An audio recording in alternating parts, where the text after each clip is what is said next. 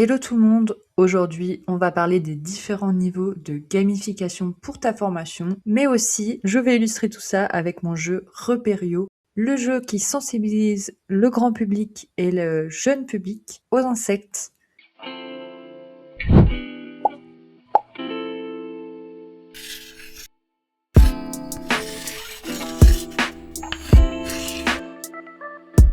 On va parler aujourd'hui de la gamification, mais plus précisément de comment on va gamifier sa formation. C'est une thématique qu'on a beaucoup parlé avec Quentin Marlins dans l'épisode précédent. Donc si tu l'as pas écouté ou si tu n'as pas vu la vidéo, je t'invite à aller voir l'épisode 1 et l'épisode 2 de la saison 2. L'idée, c'est de mettre du ludique dans ta formation, à différents niveaux bien sûr. Si tu te retrouves avec un public, des apprenants qui ne veulent tout simplement pas de jeux sérieux, on en reparle après, dans leur apprentissage, eh bien, je te conseille de choisir le niveau un peu plus léger. En tout cas, on va parler de ces différents niveaux et de comment tu vas pouvoir incruster tout ça, créer peut-être ton propre jeu sérieux pour ta formation.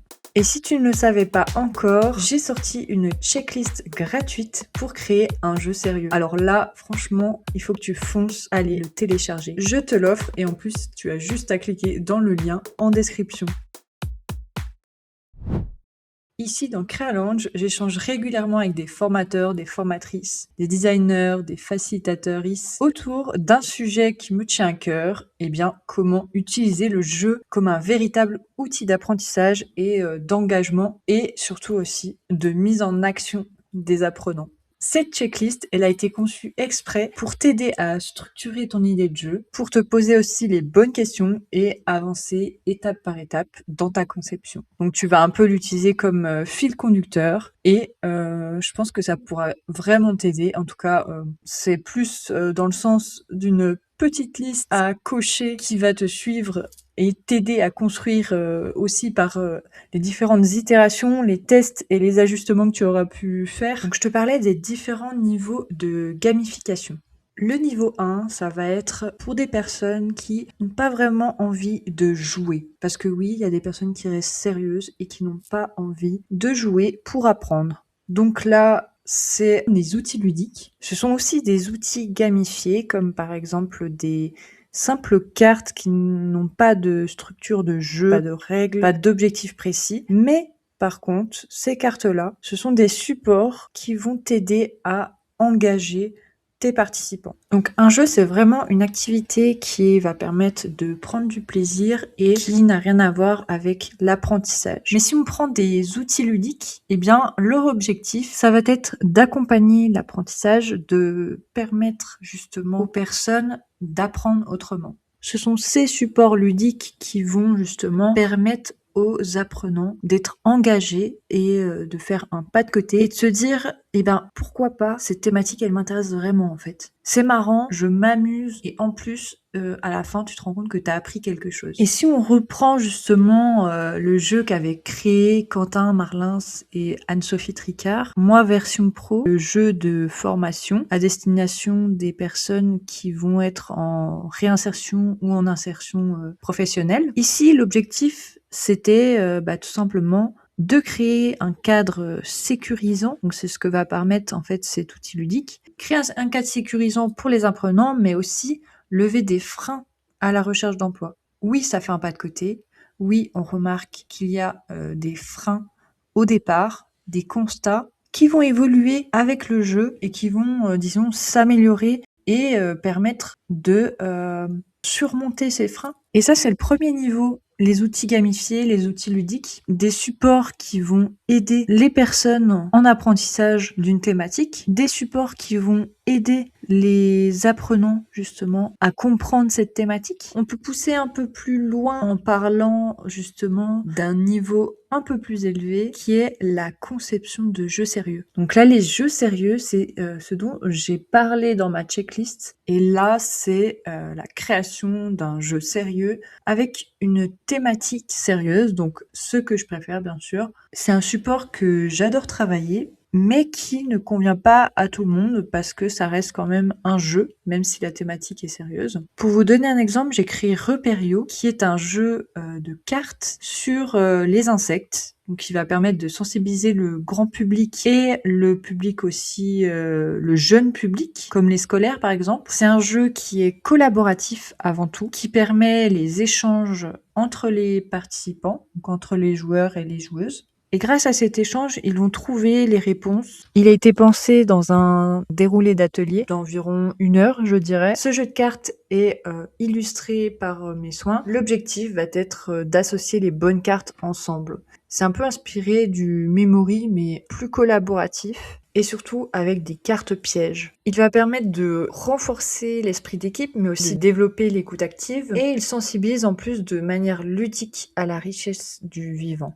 Ici, ce qui a été facile avec le public que je visais, c'est que tout simplement la plupart étaient des enfants, donc ils ont l'habitude de jouer, et un jeu sérieux leur correspondait tout à fait. Donc l'idée, c'est de voir en fonction de vos objectifs pédagogiques de base, en fait, à quel niveau ludique vous devez vous référencer. Et dans la checklist, je t'aide justement à l'aide de 10 étapes pour un peu voir tous ces éléments pour créer ton jeu sérieux. Donc par exemple, dans un premier temps, tu vas tout simplement clarifier ton objectif pédagogique ou tes objectifs principaux. Par exemple, si tu préfères sensibiliser ou alors carrément aller les mettre en action. C'est-à-dire, dans Repério, j'aurais pu vouloir les mettre en action et leur dire, bah voilà, les enfants, on va, à l'aide de ces supports ludiques, on va aller dans la cour de récréation observer les insectes et vous allez, par exemple, dessiner les insectes que vous trouvez sur votre petit carnet. Donc ça, c'est la première étape. Et la deuxième, ça va vraiment être définir un public cible. Donc moi, dans mon cas de Repério, c'était plutôt les jeunes au début. Je me disais, bon, CP, CE1, CE2, c'est la bonne tranche d'âge. Et en fait, j'ai testé mon jeu à la fête de la science et je me suis rendu compte qu'il pouvait même s'élargir au grand public parce que j'ai eu même des seniors qui ont joué, des maîtresses, des parents, des enfants, des étudiants. Et vraiment, l'idée, c'est de savoir en fait quels sont les niveaux d'autonomie qu'ils ont. Si par exemple, c'est un jeu qui est assez simple à comprendre, vous avez juste à expliquer les règles et ils sont complètement autonomes. C'est vrai que moi, dans Repério, j'ai remarqué qu'ils revenaient beaucoup vers moi quand ils n'avaient pas la solution. Et souvent, les enfants s'attendaient à ce que je leur donne la réponse tout de suite. Alors c'est vrai que je leur laissais un peu en attente pendant toute la partie pour qu'ils savent seulement à la fin. C'est vrai que des fois, je craquais un petit peu et je donnais la réponse ou du moins quelques indices en avance, mais faut pas trop le faire normalement. Ensuite, on a le choix des mécaniques de jeu, donc des mécaniques ludiques. Moi, mon choix s'est porté sur le jeu de cartes parce que c'est vraiment mon support préféré. Depuis toujours, je crois, je crée des jeux de cartes. Et Repério, c'est vraiment celui que j'ai décidé de développer dans le cadre de mon entreprise et d'aller l'animer dans les structures. Donc si jamais ça t'intéresse, t'as envie de faire tester ce jeu sur les insectes, n'hésite pas à me contacter. Et après tout ça, on a aussi l'étape où on va regarder si nos mécaniques ludiques correspondent à nos objectifs pédagogiques. Est-ce qu'il y a une règle qui correspond à un apprentissage particulier? En 5e étape, on a concevoir tous les contenus. Là, forcément, c'est qu'est-ce que tu as envie de mettre comme contenu pédagogique à l'intérieur, quel message tu as envie de transmettre, quelles intentions tu as. Et après, forcément, après le contenu, donc après le fond, tu as la forme. Et là, la forme, c'est mon sujet forcément, donc si t'as des questions ou si tout simplement t'as la flemme, t'as pas envie, t'as pas le temps, et ben moi je peux t'aider tout simplement à créer tes propres supports ludiques. Donc ici, c'est l'idée de choisir ces formats, ces supports et est-ce que t'as envie de travailler par exemple sur des contenus qui sont plus accessibles avec le Falc ou peut-être que tu aimerais créer une identité visuelle pour ton jeu pour qu'il y ait une image globale qui soit la même ou alors tu préfères un format adapté à un public particulier comme par exemple des seniors. Et moi pour Repério, vu que c'est le jeune public, je devais faire attention à mes phrases, les faire assez courtes et faire attention aussi aux mots que j'utilise, utiliser des mots clairs et précis, assez simples dans la compréhension. Et bien sûr après tu as la 7e étape où il faut penser ton déroulé d'animation ou de facilitation. À quel moment tu auras une posture plus experte ou à quel moment tu auras une posture plus effacée de facilitateur pour vraiment laisser de l'autonomie à tes apprenants.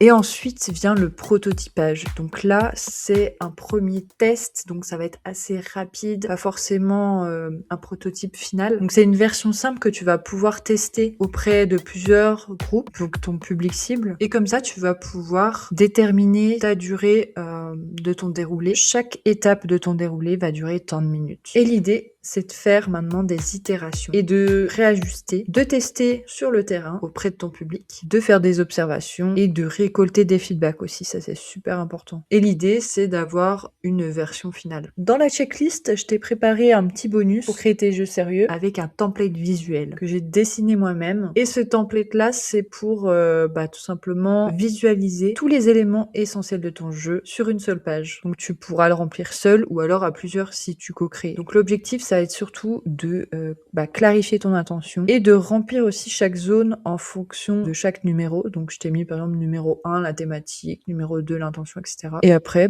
let's go quoi. En tout cas, si tu as envie d'embarquer tes usagers grâce à des outils ludiques qui facilitent la participation, l'apprentissage et l'engagement, eh bien n'hésite pas à me contacter. Je suis Louise Paulin, designer graphique et ludique. Et pour suivre mon travail, je suis présente sur Instagram et sur LinkedIn. Alors n'hésite pas à aller voir les liens en description.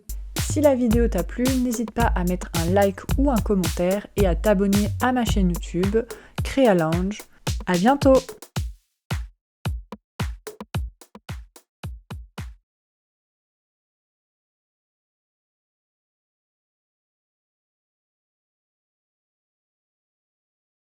À bientôt!